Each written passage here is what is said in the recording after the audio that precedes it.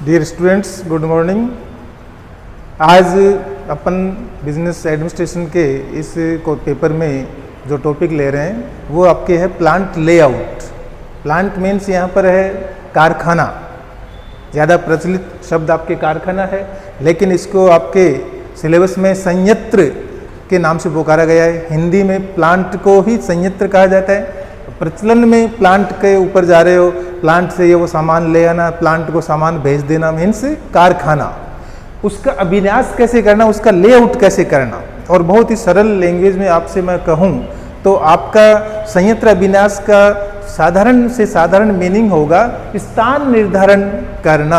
अर्थात आपके द्वारा जो कारखाना, जो फैक्ट्री लगाई जा रही है, उसके लिए आप प्रॉपर प्लेस का सिलेक्शन करने जा रहे हो, उसी को कहा जाता है प्लांट लेआउट या स्थान का निर्धारण करना।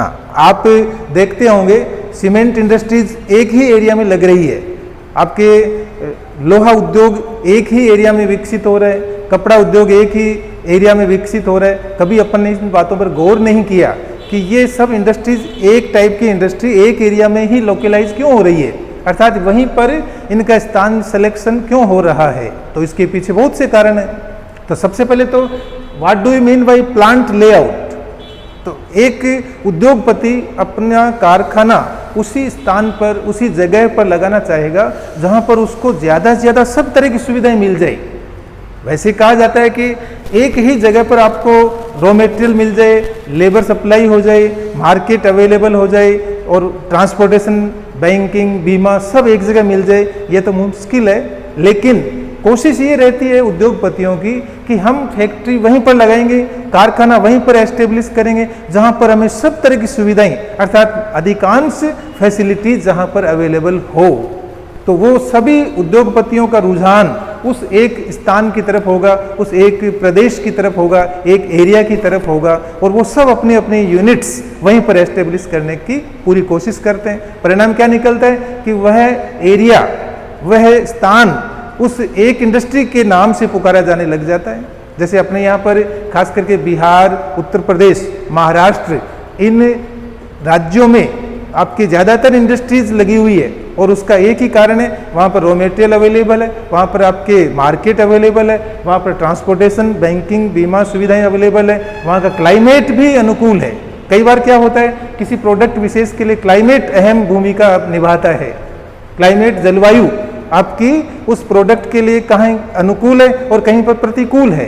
तो जहाँ पर अनुकूल होगी वहीं पर उस प्रोडक्ट की इंडस्ट्री लगेगी। जैसे आपके अहमदाबाद सूती वस्त्र मिले, बॉम्बे सूती वस्त्र मिले, तो बाकी आपके राजस्थान में सूती वस्त्र मिले, इक्की दुक्की मिलेगी।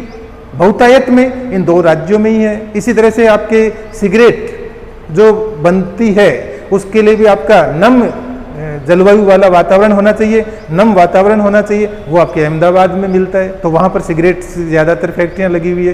कहने का मतलब प्लांट लेआउट से अभिप्राय आप ऐसे स्थान का चयन करें जहाँ पर कम से कम लागत पर अधिकतम उत्पादन संभव हो सके। अर्थात आप ऐसे प्लेस को निर्धारित कीजिए, आप ऐसे स्थान को निर्धारित कीजिए जहाँ पर आपकी इंडस्ट्री सफलतापूर्वक लंबे समय तक चलती रहे। बहुत से लोग काफ़ी बातों को गौर करके, उन पर विचार करके, उनको ध्यान में रखते हैं और फिर अपने फैक्ट्री का लेआउट करते हैं, प्लांट का लेआउट करते हैं। तो कहने का मतलब 2 नंबर का कभी कभी ये प्रश्न पूछा जाता है कि आप संयंत्र अभिन्यास से क्या समझते हैं। तो संयंत्र अभिन्यास वह प्रक्रिया जिसके माध्यम से किसी उत्तम स्थान का चयन किया जाता है जो स्थान आपके लिए अनुकूल सिद्ध हो सके, अर्थात जिस पर कम से कम लागत पर आप मैक्सिमम प्रोडक्शन कर सके, उसी प्रॉपर प्लेस को संयंत्र अभिन्यास करना कहा जाता है। परीक्षा में बड़ा प्रश्न पूछा जाता है 15 नंबर का, डिस्क्रिप्टिव क्वेश्चंस। उनमें यह प्रश्न लगभग 1-2 साल छोड़ कर आ जाता है कि संयंत्र अभिन्यास को प्रभावित करने वाले घटकों का वर्णन कीजिए या फिर संयंत्र अभिन्यास को निर्धारित करने वाले घटकों का वर्णन कीजिए। तो कुल मिलाकर के विद्यार्थियों अपन इन सभी घटकों को 2 भागों में बांट सकते हैं, आपके मेन फैक्टर्स और सेकेंडरी फैक्टर्स। मेन फैक्टर्स ज़्यादा इंपॉर्टेंट है, वो आपके उस इंडस्ट्री को डायरेक्ट इफेक्ट करेंगे और उनकी उपलब्धता होनी चाहिए। वरना आपको कठिनाई बहुत ज़्यादा होगी। सेकेंडरी प्रोडक्ट्स जो दूसरे सब तरह के इंडस्ट्रीज के लिए आवश्यक है वो वहाँ भी होने चाहिए, वो नहीं है तो आप बाहर से उनकी आपूर्ति करवा सकते हैं। तो कहने का तात्पर्य जितने भी घटक आपके संयंत्र अभिविन्यास को प्रभावित कर सकते हैं उनको अपन 2 पार्ट्स में डिवाइड करेंगे, मेन फैक्टर्स मुख्य घटक और सेकेंडरी फैक्टर्स। अब मेन फैक्टर्स में लीजिए, सबसे पहले आपके रॉ मटेरियल की अवेलेबिलिटी। ज़्यादातर उद्योगपति हमेशा इस फैक्टर को कंसिडर करते हैं, इसी फैक्टर को ध्यान में रखते हैं कि हम कारखाना वहीं लगाएंगे जहां पर हमें रॉ मटेरियल कम लागत पर सुगमता से प्राप्त हो जाए। और यही देखा जाता है, जहां जहां भी इंडस्ट्री लगी हुई है वहां उसके निकटतम सोर्स के पास कोई न कोई आपका रॉ मटेरियल सप्लायर होगा और वह निरंतर वहां पर सप्लाई करता रहेगा, ताकि ट्रांसपोर्टेशन खर्चा बच जाएगा। दूर से मंगाएंगे ट्रांसपोर्टेशन ज़्यादा लगेगा, रिस्क ज़्यादा लगेगी, टाइम ज़्यादा लगेगा। तो कोई उद्योगपति ये नहीं चाहता कि हम 500 किलोमीटर दूर से रॉ मटेरियल मंगवाएं। नज़दीक से नज़दीक जहाँ पर रॉ मटेरियल का सोर्स होगा वहाँ अपनी फैक्ट्री वो लगाना चाहेगा। सेकेंड नंबर पे आपके है मार्केट की उपलब्धता। बाजार आपका वहाँ उपलब्ध होना चाहिए या निकट होना चाहिए। आपने रॉ मटेरियल मंगवा लिया, फिनिश्ड गुड तैयार हो गया, अब उसको बेचने के लिए बहुत दूर जाना पड़े, वापस वही आपकी जोखिम रहेगी, टाइम लगेगा और आपके ट्रांसपोर्टेशन कॉस्ट बढ़ जाएगी। इसलिए बाजार की निकटता या बाजार की उपलब्धता, इस फैक्टर को भी गौर किया जाता है, इस पर भी विचार किया जाता है और यह भी प्रभावित करता है आपके संयंत्र निर्धारण को या संयंत्र अभिविन्यास को। लेबर सप्लाई ईजी होनी चाहिए और सस्ती होनी चाहिए, सुगम होनी चाहिए। एक फैक्टर यह भी है, आपके श्रम आपूर्ति सरल और सुगम सुविधाजनक ढंग से प्राप्त हो जाए, ऐसा प्रयास उद्योगपतियों द्वारा किया जाता है। ऐतिहासिक कारण, बहुत कम ऐसी इंडस्ट्रीज होगी जो वर्षों से एक ही जगह पर चल रही है और किसी को मालूम नहीं कि यहाँ पर ये इंडस्ट्री क्यों आई, इस इंडस्ट्री का चलन यहाँ पर क्यों हुआ। तो कोई उस जगह के नाम के साथ उस प्रोडक्ट का नाम जुड़ गया, या उस फैक्ट्री जो पूरा सबसे पहले वहाँ पर एस्टेब्लिश हुई उसका नाम जुड़ गया, या कोई ऐतिहासिक घटना घटित हो गई और उस कारण से आपके वह इंडस्ट्री वहीं पर एस्टेब्लिश हो गई और दूसरी जगह पर यदि किसी ने एस्टेब्लिश की उसकी चली नहीं, अर्थात वो सक्सेस नहीं रही। इसलिए कई बार ये देखा गया है कि कुछ उद्योग किसी स्थान विशेष पर इसलिए लगाए जाते हैं क्योंकि वहाँ पर कोई न कोई ऐतिहासिक कारण रहा होगा, कोई न कोई ऐतिहासिक घटना घटित हुई होगी और उसके कारण वहाँ पर इंडस्ट्री एस्टेब्लिश हुई है। पावर सोर्सेज, इनकी सप्लाई निकटतम हो, सस्ती हो, सरल हो और एविरल हो, कंटिन्यू हो, नियमित हो, तो भी एक अट्रैक्शन बनता है कि यहाँ पर पावर कट नहीं होता, पावर से रेगुलर होता है, पावर सप्लाई तुरंत मिल जाएगी, कनेक्शन तुरंत मिल जाएगा और हमारे कारखाने में किसी भी तरह की बाधा उत्पादन में नहीं आएगी। एक ये भी कारण है, इस पर भी विचार किया जाएगा। इसी तरह से आपके ट्रांसपोर्टेशन फैसिलिटी उपलब्ध होनी चाहिए, निकटता होनी चाहिए, उनकी सुगमता होनी चाहिए। ट्रांसपोर्टेशन में आपके रेल, सड़क, सभी तरह की सुविधाएं हैं। सड़कों का जाल जहाँ पर बिछा हुआ रहता है, आपके रेलवे ट्रैक जहाँ पर सुगमता से पहुँच जाती है, माल आसानी से आ जाता है, माल आसानी से भेजा जा सकता है, यह भी एक महत्वपूर्ण फैक्टर है और उद्योगपति इसको भी कंसिडर करते हैं कि हम कच्चा माल कैसे मंगवाएंगे, कौन से साधन से, निर्मित माल कौन से साधन से भेजेंगे, क्या कॉस्ट आएगी, कितनी जोखिम होगी। इसी तरह से आपका क्लाइमेट फेवरेबल होना चाहिए, उस प्रोडक्ट विशेष के लिए वहाँ का क्लाइमेट आपका यदि अनफेवरेबल है, आपकी इंडस्ट्री सक्सेस नहीं होगी। इसलिए किस बात पर ज़्यादा जोर दिया जाता है कि हमारे प्रोडक्ट का स्वभाव कैसा है, हमारे प्रोडक्ट की नेचर कैसी है, उसकी नेचर के अनुकूल वहाँ का क्लाइमेट होना चाहिए। अभी आपको मैंने 2 एग्जाम्पल दिए थे। अहमदाबाद में आपके कॉटन मिल्स बहुतायत में स्थापित क्यों हुई, बॉम्बे में आपके कॉटन मिल्स स्थापित क्यों हुई, अपने राजस्थान में भीलवाड़ा में ही कॉटन आपके मिल्स स्थापित क्यों हुई, उसका एक ही कारण है कि वहाँ का जलवायु उसके अनुकूल है, उस फैक्ट्री के, उस प्रोडक्ट के अनुकूल है। और आपको एक बात और बता देता हूँ, पहले अपने यहाँ पर राजस्थान में केवल भीलवाड़ा में ही आपके कॉटन इंडस्ट्री लगती थी, वहाँ का क्लाइमेट अनुकूल होने के कारण, लेकिन अब वहाँ पर आपके इंडस्ट्रीज बहुतायत में हो गई और इस कारण से सभी माइग्रेट होने लग गए। कौन सी साइड में, बांसवाड़ा साइड में, और बांसवाड़ा साइड में आपके ये ज़्यादातर कॉटन इंडस्ट्रीज आजकल एस्टेब्लिश होने लग गई। वही उद्योगपति भीलवाड़ा वाले ही अपने एक्स्ट्रा यूनिट्स बांसवाड़ा साइड में लगाने लग गए। आधुनिक संरचना अर्थात आपके इंफ्रास्ट्रक्चर कैसी है, आधारिक संरचना आपकी कैसी है, जिसमें आपके पावर है, सड़क है, दूसरे ट्रांसपोर्टेशन है, वहाँ की दूसरी सुविधाएं है, संचार की सुविधाएं, वो सब आपकी अपडेट होनी चाहिए। एक फैक्टर ये भी है। तो ये सभी आपके मुख्य घटक हुए। अब हम गौण घटकों की तरफ देखते हैं, अर्थात जो सेकेंडरी फैक्टर्स जिनका भी आपके संयंत्र निर्धारण में अहम रोल होता है, अर्थात स्थान चयन करते समय आपको इनको भी ध्यान में रखना पड़ेगा। जैसे आपके कम्युनिकेशन फैसिलिटीज, आईटी का युग है और आज जहां पर आपके कम्युनिकेशन फैसिलिटीज मॉडर्न स्वभाव वाली उपलब्ध हो जाती है, वहां पर हर एक उद्योगपति अपना कारखाना, अपने फैक्ट्री लगाना चाहेगा, जिसमें आपके सब तरह की वाईफाई वगैरह जो भी आप लोग यूज करते हैं वो सब उद्योगपति भी चाहेगा, ताकि हमारा कम्युनिकेशन फास्ट हो।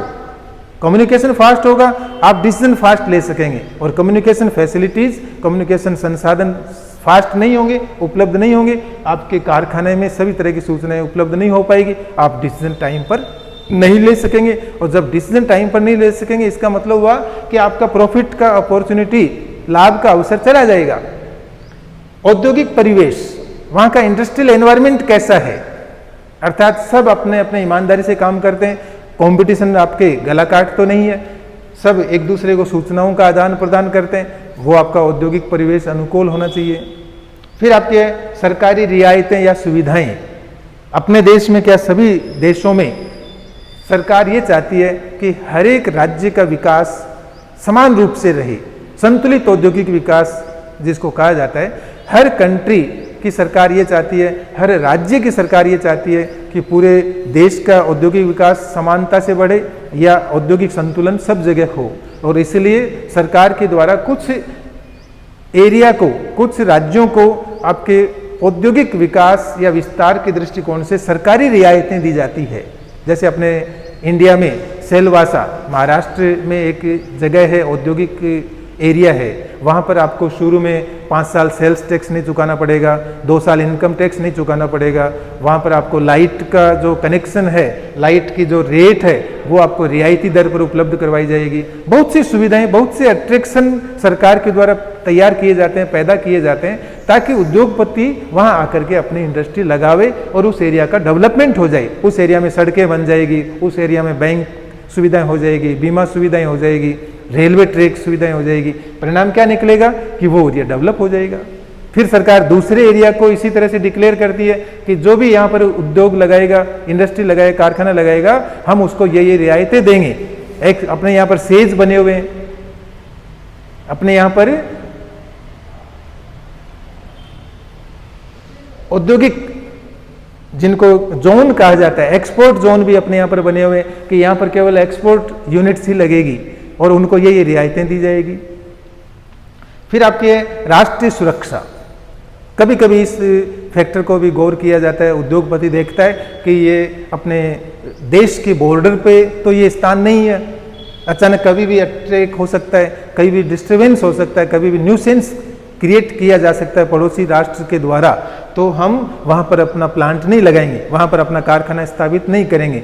इसको भी कभी कभी कंसीडर किया जाता है कि राष्ट्रीय सुरक्षा के दृष्टिकोण से आपका वो प्लेस कैसा है। जैसे अपने यहाँ पर जितने भी राष्ट्रीय सुरक्षा के उपकरण तैयार किए जाते हैं वो बॉर्डर पर स्थापित नहीं किए जाते सरकार के द्वारा, बल्कि ऐसे सुरक्षित स्थान पर उनका कारखाना लगाया जाता है जहाँ पर दुश्मन राष्ट्र अचानक अटैक वगैरह नहीं कर सके।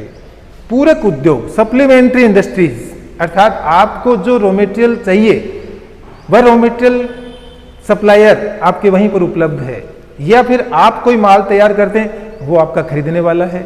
अर्थात आपके यहाँ पर जो raw material semi finished goods के रूप में प्राप्त किया जाएगा उसका सप्लायर वहीं पर लोकल है, वो सप्लीमेंट उद्योग कहलाएगा। तो आपको वो रॉ मटेरियल से तैयार नहीं करना, आपको तो वहाँ से रेडीमेड लेना है। बैंकिंग एवं बीमा सुविधाएं, अर्थात उस एरिया में आपके बैंक से कौन कौन से हैं, बीमा कंपनियां कौन कौन सी है और उनकी संख्या कितनी है, पर इंडस्ट्री, वहाँ भीड़ ज़्यादा रहती है, एक ही बैंक है तो हर एक को परेशानी होगी, एक ये भी फैक्टर है। इसी तरह से भावी विकास की संभावनाएं, फ्यूचर में डेवलपमेंट अपॉर्चुनिटीज़ कितनी है, एक्सप्लोरेशन की संभावनाएं क्या है, वहाँ पर भी उद्योगपति जाना चाहेगा। उसको ये लगेगा कि यहाँ 10 साल बाद इतनी औद्योगिक इकाइयाँ हो जाएगी कि अपन सीनियर्स में आ जाएंगे, अपने बड़ी इकाई बन जाएगी, तो वहाँ पर वो जाना चाहेगा। सरकार भी सहयोग देती है, सरकार मार्गदर्शन भी देती है, सरकार वित्तीय पैकेज भी देती है, अनुदान भी देती है। ऐसे एरिया में हर एक उद्योगपति जाना चाहेगा। इसी तरह से राजनीतिक परिवेश, पॉलिटिकल एनवायरनमेंट भी कई बार बाधक बन जाता है और कई बार यह अनुकूल होने पर अट्रैक्शन का कारण बन जाता है। पीसफुल स्टेट में हर एक उद्योगपति अपने कैपिटल लगाना चाहेगा। पीसफुल कंट्री में एफडीआई खूब आती है और जहां पर न्यूसेंस रहता है, राजनीतिक अस्थिरता रहती है, वहां पर कोई भी उद्योगपति अपना पैसा लगाना नहीं चाहेगा। तो कहने का मतलब, भले ही राष्ट्र हो या राज्य हो, यदि वहां पर आपकी राजनीतिक स्थिरता बनी रहती है तो विदेशी पूंजी भी खूब आएगी और देश के उद्योगपति भी वहां पर खूब पैसा लगाने का प्रयास करेंगे। और जिन राज्यों में या जिन राष्ट्रों में आपके राजनीतिक अस्थिरता रहती है, राजनीतिक वातावरण बहुत ही दूषित रहता है, वहाँ पर एफडीआई, आपका फॉरेन डायरेक्ट इन्वेस्टमेंट भी बहुत न्यून होता है, बहुत कम आता है और देश के उद्योगपति भी वहाँ अपनी कंट्री में पैसा न लगा करके दूसरी कंट्री में पैसा लगाने के लिए उत्सुक रहते हैं। क्योंकि यहाँ पर कभी भी सरकार बदल जाए, कभी भी आपके विदेश व्यापार नीति बदल जाएगी, कभी भी आपकी आर्थिक नीति बदल जाएगी, कभी भी आपके बैंकिंग नीति में परिवर्तन हो जाएगा, तो फिर उन उद्योगपतियों को ज़्यादा नुकसान होता है। इसलिए जहाँ पर राजनीतिक परिवेश अनुकूल है, वहाँ पर हर एक उद्योगपति अपना कारखाना, अपने इंडस्ट्री को लगाना चाहेगा। तो एक बार फिर से सुनिए संक्षेप में। संयंत्र अभिन्यास, संयंत्र आपको भारी भरकम वर्ड लग रहा है, लेकिन इसको इंग्लिश में ज़्यादा प्लांट के नाम से ये लोकप्रिय है, अर्थात कारखाना, कि आप अपना प्लांट कहाँ लगाओगे, अपना कारखाना कहाँ लगाओगे और कहाँ लगाओगे जहाँ पर आपको सब तरह की सुविधाएं आसानी से उपलब्ध हो जाए और कम समय में, कम जोखिम के साथ, कम लागत पर अधिकतम उत्पादन आप जहाँ पर कर सकोगे। फैक्टर्स कौन कौन से होंगे जो संयंत्र निर्धारण को प्रभावित करते हैं या संयंत्र अभिन्यास को निर्धारित करते हैं, प्रभावित करते हैं, उनको दो भागों में बांट दीजिए। मुख्य घटक, जिसमें आपके raw material, labour, market, power संसाधन, आपके ट्रांसपोर्टेशन सोर्सेज, आपके क्लाइमेट और आपके इंफ्रास्ट्रक्चर, ये मुख्य घटक हो गए जो इसका निर्णय लेते समय आपको इन फैक्टर्स को ध्यान में रखना पड़ेगा। इन फैक्टर्स के अलावा भी आपको कुछ सेकेंडरी फैक्टर्स को भी कंसीडर करना होगा जब कभी आप लोकेशन या जब कभी आप प्लांट के लिए स्थान का चयन करने जा रहे हो।